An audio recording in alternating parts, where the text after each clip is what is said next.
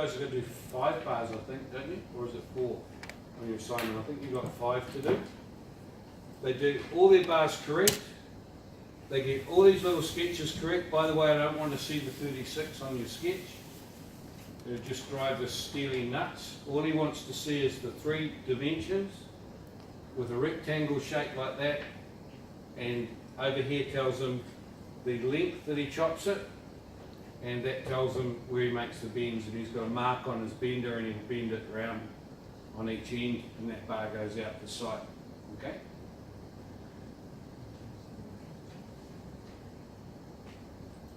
What's missing off this? Why won't that student get full marks? Total, yeah, that's dead right. Or share in yesterday's class, because the guy that said that got half a mark.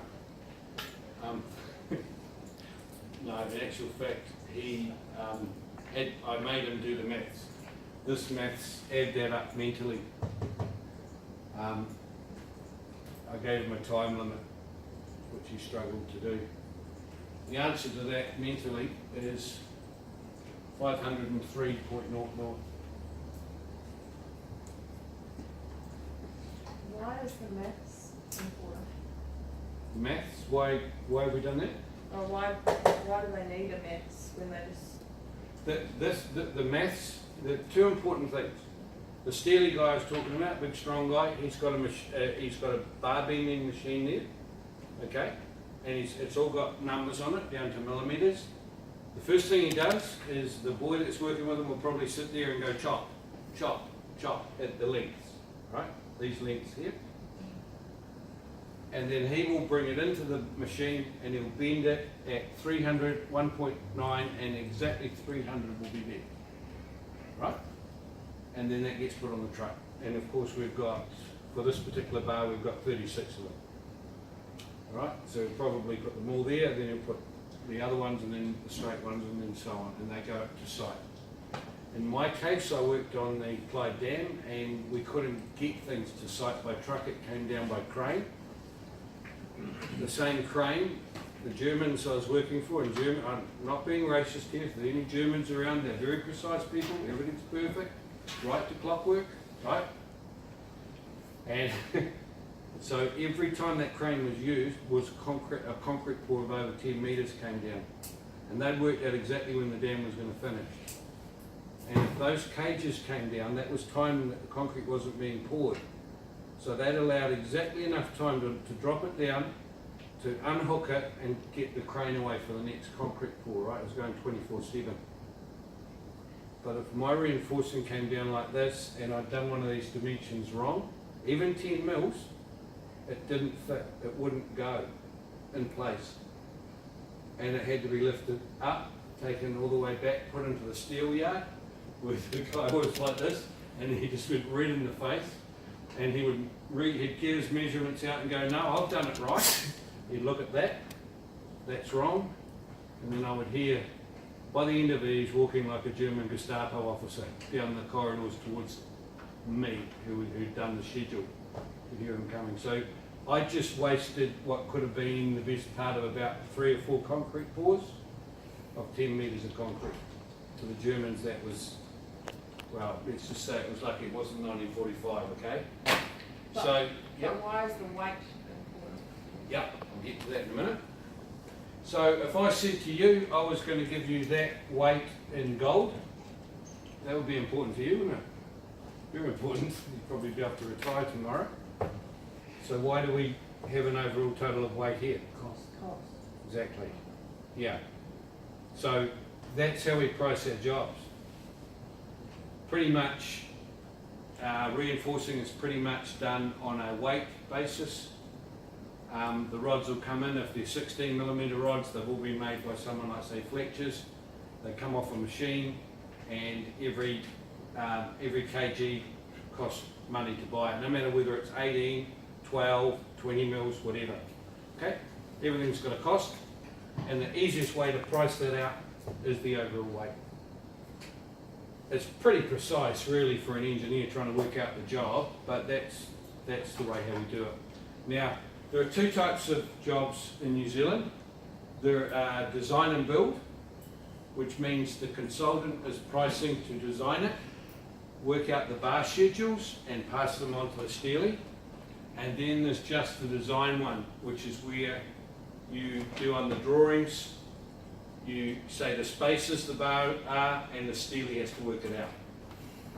Okay, and somebody else is supervising it, so another company will come in, a surveyor will come in on the job and measure up various things. The engineer will come in and check off that it's been done exactly according to the plans. Okay, so if you're in a design and build, you've got to do the lot, you've got to work this out, and it's got to go off to the Steelies. If you're just in the design, the Steely will have to work all that out himself, but of course he's getting paid to do that, right? Of course there are programs which do this. Revit has got a kind of hybrid thing that you can do it on Revit if it's simple. If it's simple reinforcing, it works. Revit is like the 3D program they do buildings in. There are other programs which actually do steel design, which I think they introduced you to in Structures 3 at Unitec. But look, it doesn't matter what it's done on, you need to have a way of doing a rough check to see that what is going out the office is correct. You know, what say you've got a job of working on a program and you're typing in these bar marks and you're having a bit of a dream that day and you put 1601 instead of 1602 and it spits it all out at the end and it's quite a lot bigger than it is and it gives you all this information but you don't know how to check it. You know, it's fine. You know, it's fine isn't good enough. It's not good enough with surveyors. They have to recheck everything they do twice, coming back sometimes more than twice. Same with engineers, you should double check it. And to double check work, I've always done it the long hand way, to double check anything coming out of computers. So, there we are, that's why we're doing it. And you're going to have to, once you've done this, you're pretty much on the way to finishing assignment 3.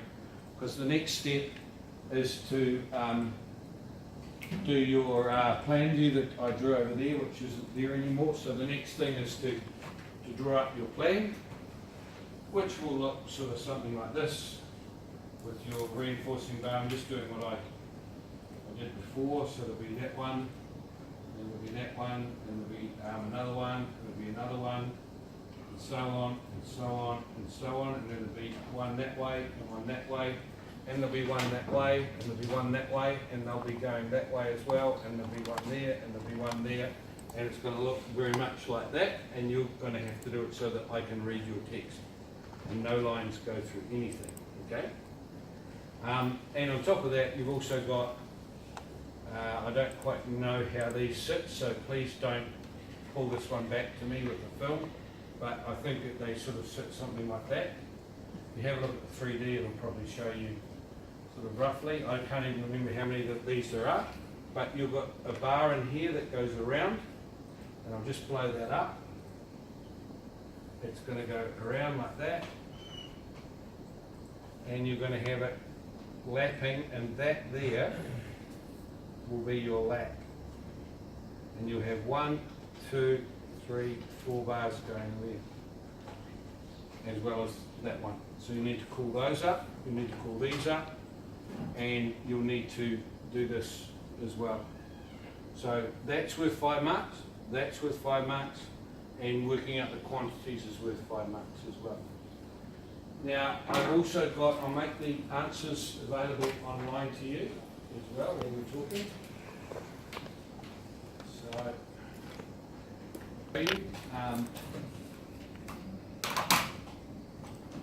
the answers are now available, and I've got another exercise as well.